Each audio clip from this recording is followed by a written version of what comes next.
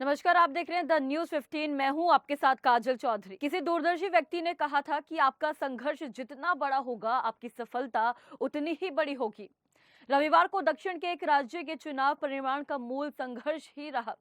साल 2018 में जिस कांग्रेस पार्टी को तेलंगाना में मात्र 19 सीटों पर जीत मिली, तो वहीं कांग्रेस आज 64 सीटों पर जीत के बाद सत्ता में बैठने को तैयार है। जो कांग्रेस पार्टी साल भर पहले तक तेलंगाना में कहीं दिखाई नहीं दे रही थी, उसने भारत राष्ट्र समिति के अश्वमेध के घोड़े पर लगाम लगा दी।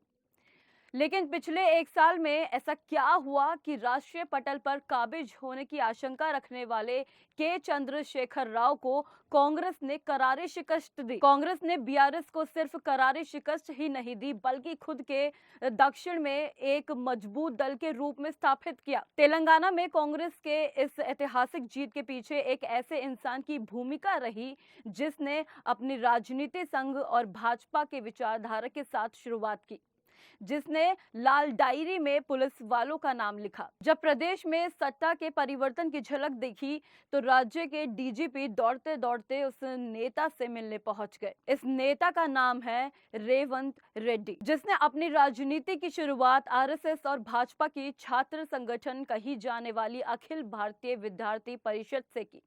बाद में जाकर वो टीडीपी में शामिल हो गए और साल 2009 में अविभाजित आंध्र प्रदेश के कोंडागल विधानसभा से चुनाव जीतकर पहली बार विधानसभा पहुंचे।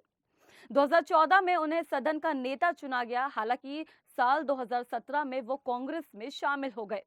2018 में विधानसभा चुनाव भी लड़ा, लेकिन टीआरएस उम्मीदवार से वो चुनाव हार गए। कांग्रेस ने उन पर फिर से भरोसा जताया और 2019 लोकसभा चुनाव में मल्लिका जगीरी से टिकट दिया। इस बार रेड्डी 10,000 से अधिक मतों से चुनाव जीतकर संसद पहुंच गए। साल 2021 में रेड्डी की प्रतिभा को देखते हुए कांग्रेस प्रदेश अध्यक्ष चुना गया। इसके बाद उन्होंने बीआरएस के खिलाफ मोर्चा संभाला। रेड्डी ने प्रदेश भर में जमकर सभाएं की, लोगों से जमीन पर उतरकर मिले और जिस कांग्रेस को तेलंगाना की राजनीति में 2021 में शुरुआती महीनों तक शून्य माना जा रहा था, वही कांग्रेस साल 2022 में आते आते सत्ता का प्रबल दावेदार बन गई। रेवंत रेड्डी तेलंगाना विधानसभा चुनाव के प्रचार के दौरान कांग्रेस का चेहरा बने रहे। वे प्रचार के दौरान हमेशा राहुल गांधी और प्रियंका गांधी के साथ नजर आते थे। तेलंगाना में जीत का सबसे बड़ा श्रेय रेवंत रेड्डी को मिल रहा है। यही वजह है कि सीएम पद के लिए उनका नाम सबसे आगे आ रहा है। रेवंत रेड्डी तेलंगाना प्रदेश कांग्रेस अध्यक्ष हैं। रेवंत तेलंगाना में कांग्रेस के उन 3 लोकसभा सांसदों में शामिल है जिन्होंने 2019 में जीत हासिल की थी। बता दें, चुनाव से पहले कांग्रेस के शीर्ष नेताओं के हर जनसभा के दौरान रेड्डी दिखे थे।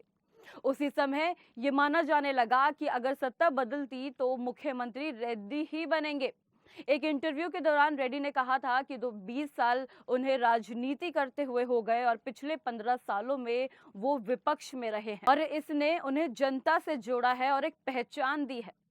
और उनकी ये बातें विधानसभा चुनाव के परिणामों में देखी जा सकती है। इस खास खबर में इतना ही। ऐसी ही तमाम अपडेट्स को देखने के लिए बने रहे द न्यूज 15 के साथ।